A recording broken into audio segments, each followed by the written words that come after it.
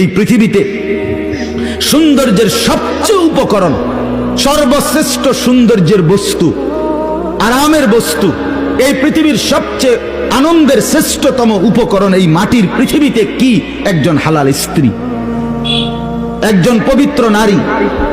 যুয়্যিনা লিন-নাসি হুব্বুশ শাহাওয়াত মিনান নিসা, এক নম্বরে প্রথম আল্লাহ বলছে।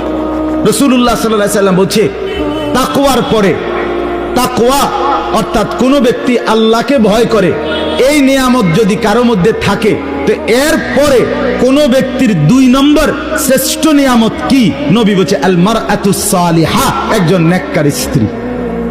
একটা লোক নামাজি, একটা লোক রোজাদার, একটা লোক হজ করছে, একটা লোক হালাল খায়, একটা লোক হারাম থেকে বাঁচে, বোঝা গেল লোকটা মুত্তাকি। কথা বলেন না, লোকটা কি? এইবার এই লোকটার এই যে তাকওয়া, নামাজ, রোজা, হজ, যাকাত, এরপরে হারাম বর্জন, গুনাহ বর্জনের পরে তার শ্রেষ্ঠ সম্পদ কি? শ্রেষ্ঠ নিয়ামত 2 নম্বরে কি? আল্লাহর রাসূল বলছে আল মারআতুস সালিহা, একজন নেক স্ত্রী। এই যে সঙ্গী, এই জোড়া, তার জোড়াটা তার স্ত্রী, তার স্ত্রী তার শ্রেষ্ঠ সম্পদ। আদ-দুনিয়া মাতাউন ওয়া খায়রু মাতাইহা আল মারআতুস সালিহা। নবীজি সাল্লাল্লাহু আলাইহি সাল্লাম বলেন तमाम দুনিয়া আল্লাহ তাআলা বান্দার উপভোগের জন্য বানিয়েছেন, আর সর্বশ্রেষ্ঠ উপভোগের আনন্দের বস্তু হালাল স্ত্রী।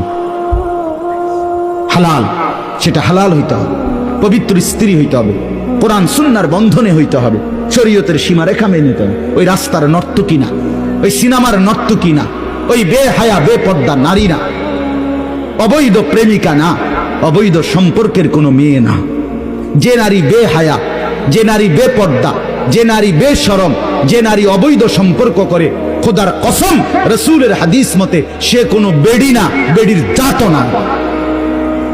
বেহায়া নারী এটা কোনো বেডিও না, বেডির জাতও না। এটা প্লাস্টিক অথবা ইলাস্টিক অথবা বালতি অথবা লোডা অথবা বদনা।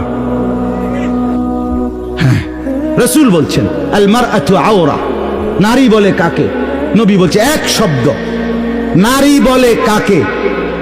পাউডার মাখে যে, নাকি ফেয়ার এন্ড লাভলি ডলে যে, রাস্তা রাস্তায় টোটো করে হাঁটে যে, না। রাসূল